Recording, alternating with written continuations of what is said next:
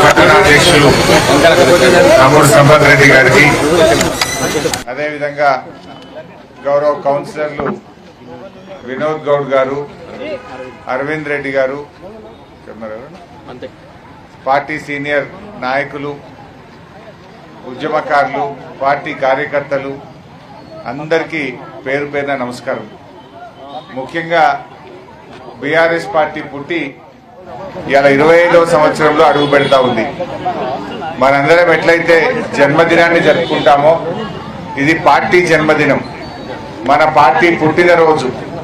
ఇవాళ BRS party అంటే తెలంగాణ బానిస సంఖ్యలు తెంపి మనకు స్వేచ్ఛ స్వాతంత్రాన్ని సంపాదించిన పార్టీ బీఆర్ఎస్ పార్టీ.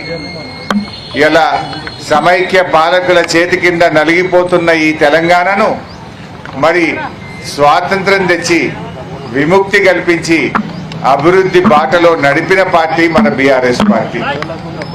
ఈ గులాబీ జెండా కరెక్ట్ గా 24 ఏళ్ల క్రితం ఇదే సిద్దిపేటలో పుట్టి 14 ఏళ్లు పోరాడి కేసీఆర్ గారు చావు నోట్లో తలబెట్టి కానే కాదు రానే రాదు అన్న తెలంగాణను తెచ్చిన జెండా మన గులాబీ జెండా అని చెప్పి మనం చేస్తా ఉన్నాం.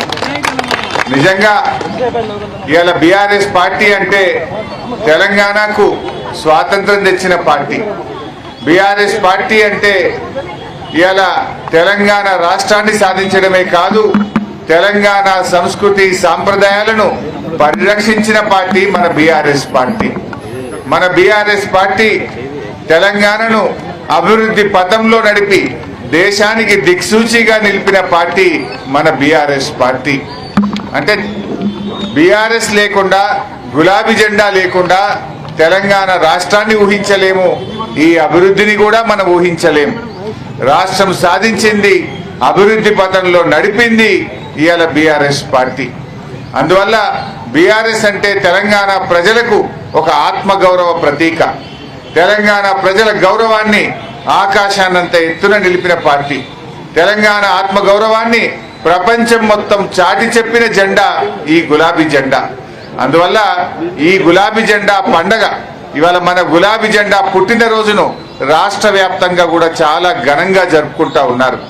రాష్ట్ర ప్రజలందరికీ కూడా ఈ సందర్భంగా నేను బీఆర్ఎస్ పార్టీ కుటుంబ సభ్యులకు, తెలంగాణ ఉద్యమకారులకు, బీఆర్ఎస్ అభిమానులకు అందరికీ కూడా నేను హృదయపూర్వకంగా ఇవాళ బీఆర్ఎస్ పుట్టినరోజు శుభాకాంక్షలు తెలియజేస్తా ఉన్నా. మన బీఆర్ఎస్ పార్టీ ఆనాడు ఉద్యమ పార్టీగా ఉన్నా, అధికారంలో ఉన్నా, ప్రతిపక్షంలో ఉన్నా మనదెప్పుడూ ప్రజల పక్షమే. ప్రజల ఆకాంక్షల కోసం పనిచేశాం. ఆనాడు ఉద్యమ పార్టీగా ప్రజలు కోరుకున్న తెలంగాణ రాష్ట్రం కోసం పోరాడినం, తెలంగాణ సాధించినం. అధికారంలో ఉంటే అనేక సంక్షేమ కార్యక్రమాలు, 200 పెన్షన్లు 2000 చేసింది బీఆర్ఎస్ పార్టీ. ఆడపిల్ల పెళ్లికి కళ్యాణ లక్ష్మి అందించింది బీఆర్ఎస్ పార్టీ. బిడ్డ దవాఖానకు పోతే కేసీఆర్ కిట్ ఇచ్చింది బీఆర్ఎస్ పార్టీ. ఇలా అభివృద్ధిలో ముందుకు నడిపాం. రైతుల కోసం రైతు బంధు, రైతు బీమా, ఇలా ఎన్నో అభివృద్ధి కార్యక్రమాలు, సంక్షేమ కార్యక్రమాలు చేశాం.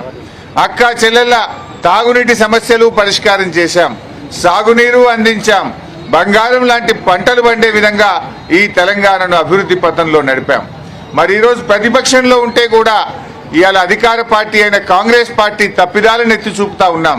నీ 4000 పెన్షన్ ఎప్పుడు ఇస్తావు అని అసెంబ్లీలో గర్జిస్తున్నాం, అసెంబ్లీ బయట కూడా పోరాడుతా ఉన్నాం.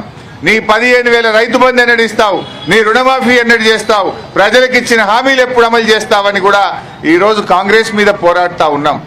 అదేవిధంగా మహిళలకు మహాలక్ష్మి కింద నెలకు 2,500 ఇస్తామని గద్దెనెక్కిండ్రు.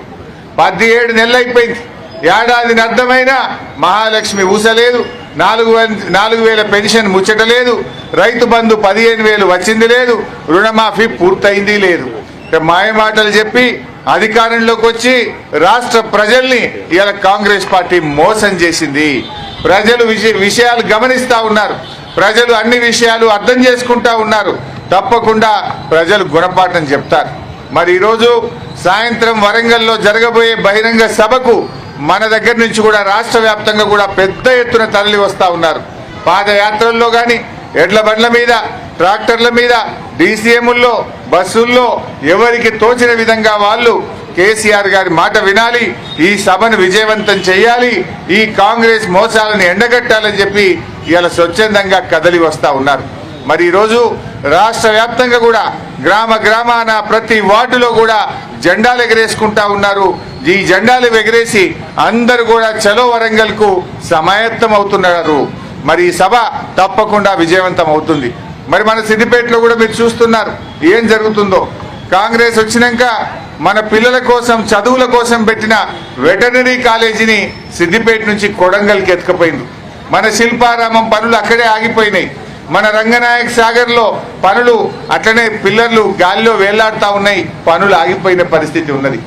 ఏ ఒక్క పని కూడా ఎస్సీ గురుకుల పాఠశాలకు 30 కోట్లతో భవనం శాంక్షన్ చేస్తే దాన్ని కూడా సిద్దిపేటలో క్యాన్సిల్ చేసి ఎత్తుకపోయింది. రోడ్ల పనులు ఆగిపోయినాయి. అంటే ఇవాళ సిద్దిపేట మీద పగబట్టినట్టు చేస్తున్నారు. కొత్తగా శాంక్షన్ వచ్చింది లేదు, చేసిన పనులు కూడా అడ్డుపడతా ఉన్నారు. ఇవాళ సిద్దిపేట అంటే ఓర్వలేని పరిస్థితి ఉంది. మంచిది బిడ్డ, మళ్ళీ వచ్చేది బీఆర్ఎస్ గవర్నమెంటే. తప్పకుండా ఇంతకు రెట్టింపుగా మళ్ళీ అభివృద్ధిలో ముందుకు తీసుకొని పోతాం. మీరు ఆపినా ఆగదు, మీరేం శాశ్వతం కాదు. మీరు ఏడాది అర్థంలే పాలేందో నీళ్ళేందో తెలిసిపోయింది. ప్రజలు మళ్ళీ కేసీఆర్ రావాలి, బీఆర్ఎస్ కావాలి అని చెప్పి ఇవాళ రాష్ట్ర ప్రజలందరూ కూడా ఎదురు చూస్తున్న పరిస్థితి ఉన్నది. ఇవాళ రాష్ట్రంలో అభివృద్ధి కుంటుపడ్డది, ఆదాయం మందగించింది, ప్రజల ప్రమాణాలు తగ్గుతూ ఉన్నాయి. ప్రజలు కూడా చాలా ఇబ్బంది పడతా ఉన్నారు. వ్యాపారాలు నడుస్తలేవు, దుకాణాలు నడుస్తలేవు, బిజినెస్ నడుస్తలేదు. ఎక్కడ చూసినా అంతా ఆగమాగం ఉన్నది. ఈ కాంగ్రెస్ ప్రభుత్వం చూస్తే వాళ్ళ శృతిలేని సంసారం. కాంగ్రెస్ ప్రభుత్వంలో మంత్రుల మధ్య సఖ్యత లేదు, ఎమ్మెల్యేల మధ్య సఖ్యత లేదు, హైకమాండ్కు రాష్ట్ర నాయకత్వానికి సఖ్యత లేదు. అంటే ఒక గతి లేని శృతిలేని సంసారం అయింది. అంటే ఎప్పుడైనా మనం ఈ ఊర్లలో మాట్లాడుకుంటాం, శృతిలేని సంసారము నడుస్తుందా? ఎంత ఇబ్బంది అవుతుంది. ఒక మాట మీద నడవాలి సంసారం అంటే, ఇల్లు అంటే. కానీ ఇలా కాంగ్రెస్ ప్రభుత్వం శృతిలేని సంసారం లెక్క తయారైపోయింది. ఒకళ్ళ మాట ఒకళ్ళకి నడవదు, ఒకళ్ళ మాట ఒకళ్ళు నమ్మరు. హైకమాండ్కు వీళ్ళకు బాగలేదు, కేబినెట్లో ఉన్న మంత్రుల మధ్య సఖ్యత లేదు. అంతా ఆగమాగం తయారు చేసి ఇవాళ రాష్ట్రాన్ని అధోగతి పాలు చేస్తూ ఉన్నది కాంగ్రెస్ ప్రభుత్వం. కాంగ్రెస్ వచ్చినాక ఇవాళ ప్రజలకు ఇబ్బందులు మొదలైనాయి. వాళ్ళు ఎన్నో అరిచేతిలో వైకుంఠం చూపించారు, ఏదేదో చేస్తామన్నారు, చేసిందేమి లేదు. కానీ కేసీఆర్ గారు ఇచ్చినవి కూడా బంద్ పెట్టింది. రైతు బంధు బంద్ అయిపోయింది, దవాఖానలో పోతే కేసీఆర్ కిట్టు బంద్ అయింది, బతుకమ్మకు చీరలు బంద్ అయిపోయినాయి.